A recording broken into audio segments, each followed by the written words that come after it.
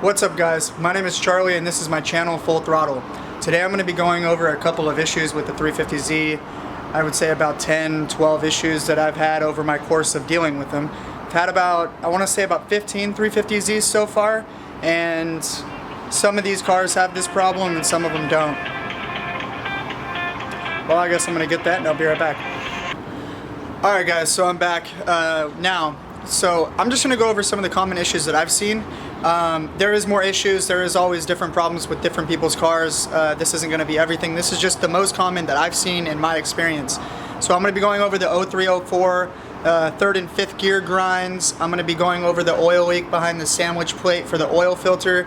There's a little gasket back there.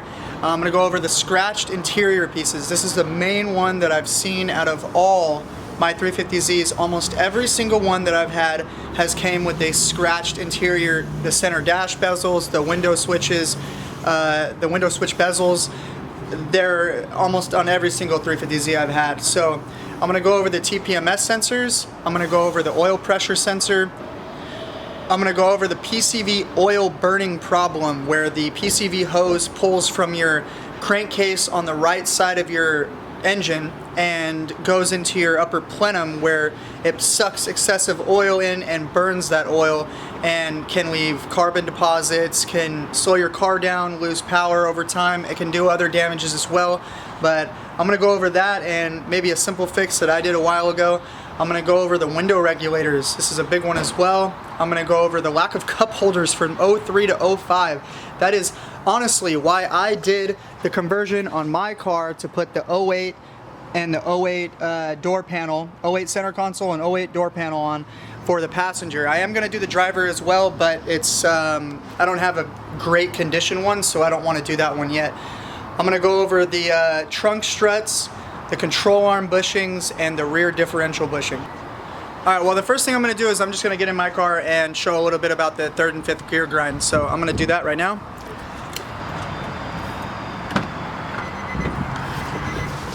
Alright, so basically for some of these cars, you'll be in first, it'll be fine, you'll be in second, it'll be pretty okay. You go to third, it'll grind. In between, I want to say 2800 to on up all the way up to 6600 if you have that year model. This is for the 03 to 04.5s, I believe, but from third is one of the gears that it grinds. You go down to fourth, it'll be okay. You go up to fifth, it'll grind. So that's just one of the issues that I've came across. That's the third and fifth gear problem. I'm going to move on to the oil leak problem. So I'm going to lift this car up here and show you guys that.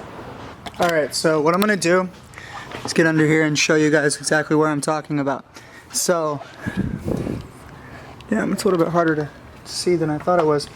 Alright, so basically you have your sandwich plate right here for your oil filter, and right behind that little sandwich plate is a little O-ring type of gasket, and basically it'll start leaking from there. You'll start to get an oil leak, and that's one of the problems I've encountered. It doesn't happen on all Zs. It didn't happen on my personal one, but I replaced it anyways just to make sure that it wouldn't leak in the future. So now I'm going to get on to the scratched interiors. Alright, so with almost every single 350Z I've had, I've repainted these bezels here. So these bezels, the center console bezel, the door is the main part. On the 06 to 09s, you have a different style button, and I have an actual video on that, so if you guys want to take a look at that video, you can find that video in my channel. I've repainted this, the shift bezel, the center dash bezel, and then also that window switch bezel over there as well. And I did the same on my car. So I repainted the entire center console. I think that's the video that I did. I'm pretty sure, yeah, that's the video that I did. So you can find that on my channel. And I repainted all of this one as well.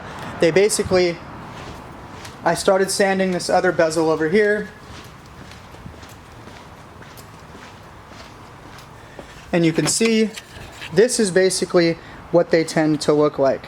I get these on a lot of different 350Zs. Now these bezels are different from the 03 to 05 to the 06 to 09. So if you do get one of these, they often label them on eBay or on Amazon or wherever you go. they will label these as working from 03 to 09. They do not work from 03 to 09.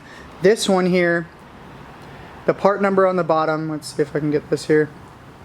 The part number on the bottom says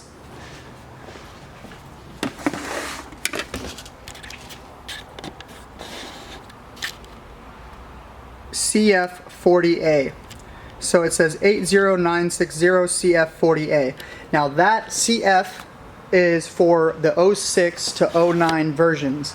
It will not work with an 03 to 05 because the door panel and the door handle are different. So just to let you guys know that, because I've had the same issue before. Alright, so now I'm going to talk about the TPMS sensors. Basically, these sensors here, they go inside of your tire and they tell your info gauge, the furthest to the left info gauge on your gauge pod on the center dash. These just basically connect to a little white module underneath the, I believe it's the passenger side of the dash. That connects to your gauge pod.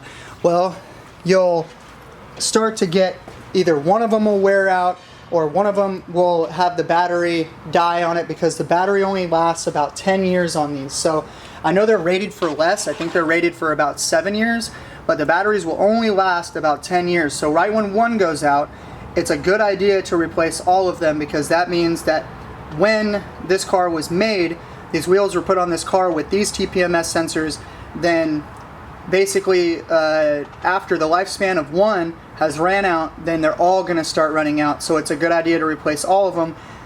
There's a way to reset your computer to relearn these.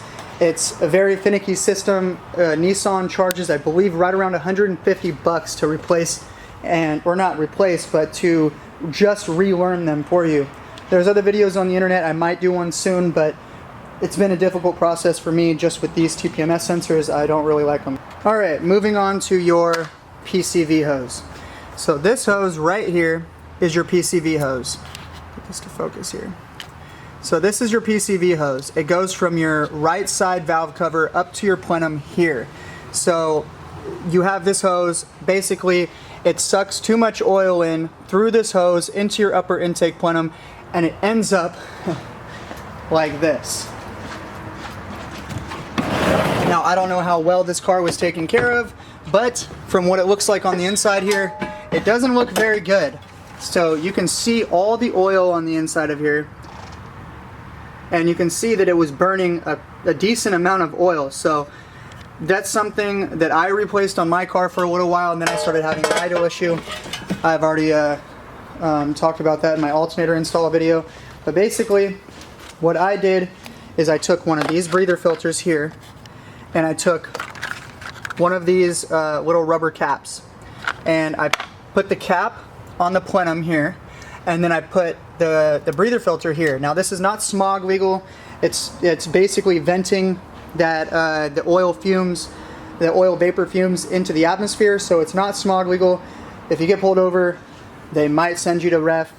I don't know. It didn't happen to me, but I took it off because I was trying to eliminate my idle issue, which it didn't fix my problem, so it was actually a good thing to still have it, which is why I went out and bought another one and some more caps so I can do it again on my car. Window regulator motors. So here we are. There's a bad window regulator motor. It just fell apart when I went to take it off of here. This is supposed to be glued down, you can see it here, and it wasn't, it didn't have a strong enough hold, and it fell apart when I took it off. So now that's a garbage motor, and I'm not going to be selling it, so I just threw it away. These are the regulators. I usually don't have a problem with the regulator, but it's usually just the motor. It happens when you press your button for your window to roll down. You'll roll your window down, it'll all be good, it'll be a hot day. Then you'll try to roll your window up, and you can't roll it up, so now you got to put the AC on full blast and hope to God that you get home without dying in the fucking heat of California. Now this is what I was talking about the lack of cup holders on the 03 to 05s. You can see that there's no cup holder there. There's no cup holder on the passenger door panel. There's no cup holders right here in the center. Instead, you have this little piece of garbage cup holder that comes right out, doesn't hold your drinks very well, and it just sucks. So, biggest problem. And then you have your other cup holder right there, which always breaks. So, $100 on eBay for just that cup holder. If you can find it used, it might be like $80.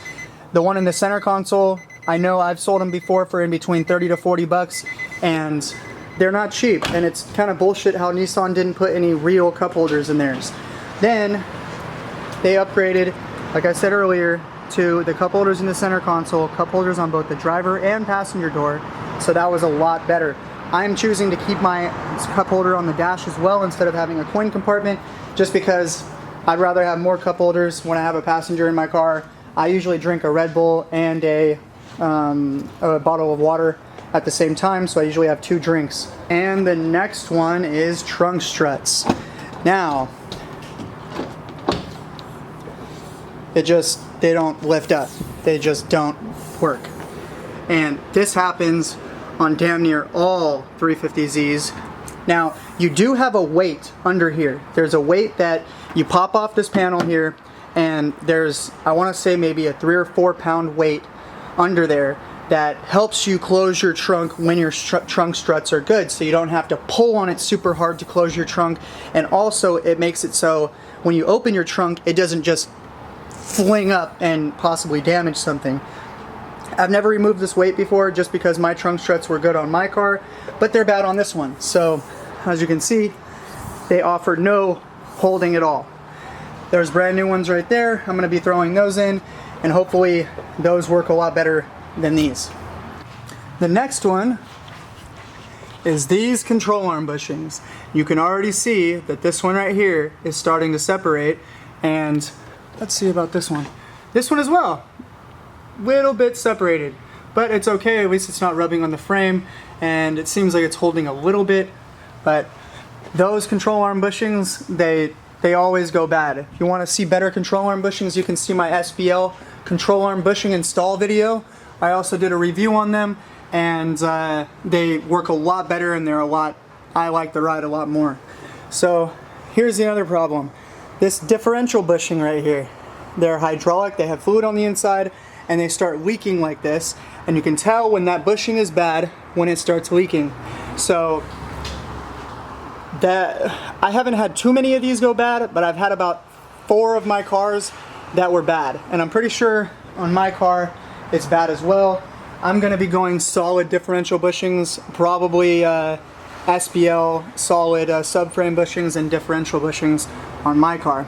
Alright guys, so one of the things I didn't mention is door handles as well. So this one is good. You can feel that there's clearly a spot right here where it pulls, and you can tell that that door handle is good. It's not broken on the inside.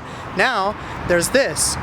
So when you pull on it, and you can pull on it almost all the way without the door opening.